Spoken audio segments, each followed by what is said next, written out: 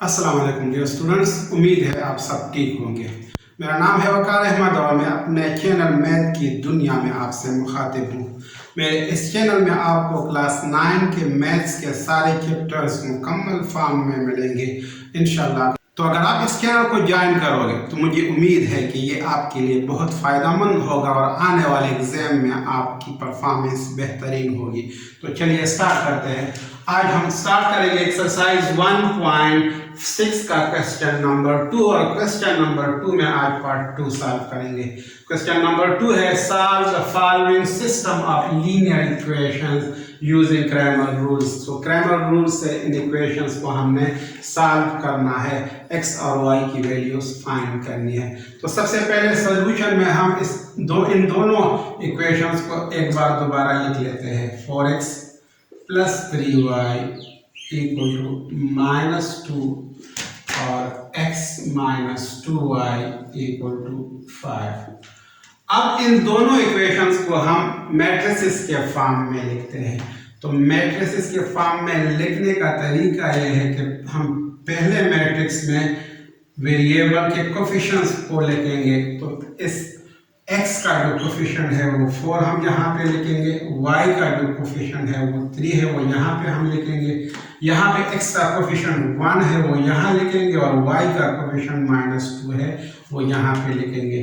और second matrix इसके साथ मल्टीप्लाई फॉर्म में हम लिखेंगे और यहाँ पे वेरिएबल वर्टिकल फॉर्म में लिखेंगे।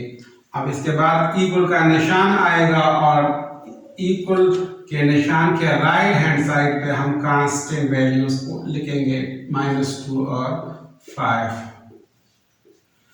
अब हम सपोज करते हैं कि जो फर्स्ट मैट्रिक्स है ये A है। Suppose A equal to 4 3 1 -2। दूसरा मैट्रिक्स इसको हम x का नाम देते हैं, x y, x equal to x y matrix. और थर्ड वन मैट्रिक्स जो है इसको हम b का नाम देते हैं, ये b मैट्रिक्स है। b matrix equal to -2 5। अब सबसे पहले हम a डिटर्मिनेंट को फाइंड करते हैं। तो a डिटर्मिनेंट हम इस तरह फाइंड करेंगे, इसको इस तरह फॉर्म में लिखेंगे, a डिटर्मिनेंट इक्वल टू, और ये मैट्रिक्स A है, इनके एलिमेंट्स हम यहाँ पे लिखेंगे 4 3 1 -2। अब A डिटर्मिनेंट फाइंड करने का तरीका यह है कि पहले हम फर्स्ट डायगोनल के एंट्रीज को मल्टीप्लाई करेंगे। 4 मल्टीप्लाई बाई -2, फिर माइनस आएगा और फिर सेकेंड डायगोनल के एंट्रीज को मल्टीप्लाई करेंगे 1 मल्टीप्लाई बाई 3। तो A डिटर्मिनेंट हमारे पास इस तरह आ जाएगा, A determinant equal to 4 into -2 से -8 आता है और माइनस है यहाँ पे 1 इंटू 3 से 3 आता है। तो A डिटर्मिनेंट हमारे पास आ गया -8 -3 से -11 आता है। अब क्योंकि A डिटर्मिनेंट से -11 आया है और A डिटर्मिनेंट 0 के बराबर नहीं है, तो लिहाजा हम इन इक्वेशन का सॉल्यूशन सेट फाइंड कर सकते हैं। अब इन इक्वेशंस को हम क्रैमर रूल से सॉल्व करते हैं। तो क्रैमर रूल में हमारे पास x की वैल्यू है ax determinant divided by A determinant and y की वैल्यू है a y determinant divided by a determinant. इसको हम इक्वेशन 1 का नाम देते हैं और इसको हम इक्वेशन 2 का नाम देते हैं। अब ax हमने फाइंड करना है, ax डिटर्मिनेंट हमने फाइंड करना है। तो सबसे पहले हम ax को लिखेंगे। तो ax हमारे पास कौन सा मैट्रिक्स होगा, हमने A मैट्रिक्स को देखना है और यहाँ पे जो x के कोफिशिएंट है इनको रिप्लेस करना है मैट्रिक्स B के एलिमेंट के साथ। तो 4 1 की जगह हम -2 5 को लिखेंगे। तो यहाँ पे हम लिखेंगे x के कोफिशिएंट की जगह -2 5 और ये 3 -2 हम इसी तरह ही लिखेंगे। अब इसका डिटर्मिनेंट फाइंड करते हैं। तो A डिटर्मिनेंट हमारे पास आएगा इस तरह -2 3 5 -2। अब ax डिटर्मिनेंट को हम यहाँ पे फाइंड करते हैं, तो हम इसको इस तरह लिखेंगे ax determinant equal to -2 into -2, first diagonal के एंट्रीज मल्टीप्लाई होंगे आपस में, इसके बाद माइनस लिखेंगे और फिर सेकंड डायगोनल की एंट्रीज को मल्टीप्लाई करेंगे 5 इंटू 3। तो यहाँ पे हम ax को इस तरह लिखेंगे ax equal to minus into minus से प्लस आता है और 2 2 4 -5 3 15। सो ax डिटर्मिनेंट हमारे पास आ गया 4 -15 से -11 आता है।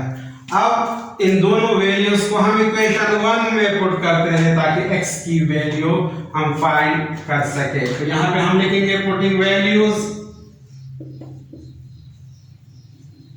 In equation 1। तो x हमारे पास इस तरह आ जाएगा, ax डिटर्मिनेंट की वैल्यू b-11 है और a डिटर्मिनेंट की वैल्यू b-11 है। तो -11 को -11 से जब हम डिवाइड करेंगे तो 1 आंसर आएगा। तो x की वैल्यू हमारे पास 1 आ गई। अब नेक्स्ट हमने y को फाइंड करना है, y is equal to ay determinant by a। तो सबसे पहले हम ay को फाइंड करते हैं। अब ay कौन सा मैट्रिक्स होगा, ay अगेन हम a मैट्रिक्स को देखेंगे, ये है a मैट्रिक्स और इसमें y के जो कोफिशिएंट है इनकी जगह मैट्रिक्स b के एलिमेंट्स को लिखेंगे। तो 4 1 हम इसी तरह ही लिखेंगे 4 1 और 3 -2 की जगह -2 5 लिखेंगे। अब ay डिटर्मिनेंट फाइंड करते हैं, तो ay डिटर्मिनेंट को हम इस तरह लिखेंगे 4 -2 1 5। अब यहाँ पे ay डिटर्मिनेंट को फाइंड करते हैं, तो ay डिटर्मिनेंट हमारे पास आ जाएगा। हमने क्या करना है कि फर्स्ट डायगोनल की एंट्रीज को मल्टीप्लाई करना है 4 इंटू 5, इसके बाद माइनस और फिर हमने सेकेंड डायगोनल की एंट्रीज को मल्टीप्लाई करना है 1 इंटू -2। तो यहाँ पे ay डिटर्मिनेंट हमारे पास आ जाएगा 4 5 20 माइनस इंटू माइनस प्लस 2 1 2। अब ay डिटर्मिनेंट को हम यहाँ पे लिखेंगे, ay डिटर्मिनेंट हमारे पास आ गया 20 प्लस 2 से 22 आता है।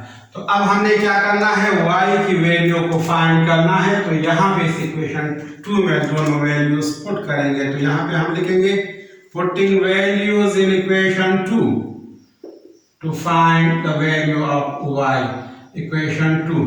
तो यहाँ पे हमारे पास y आ जाएगा, y की जगह हम 22 लिखेंगे और a डिटर्मिनेंट ऑलरेडी -11 है। तो 22 को अगर हम -11 से डिवाइड करें तो इससे -2 आता है। तो हमारे पास x की वैल्यू 1 आ गई और y की वैल्यू -2 आ गई। तो हम सॉल्यूशन सेट लिखेंगे 1 -2 और ये फाइनल आंसर आ गया इस पार्ट का।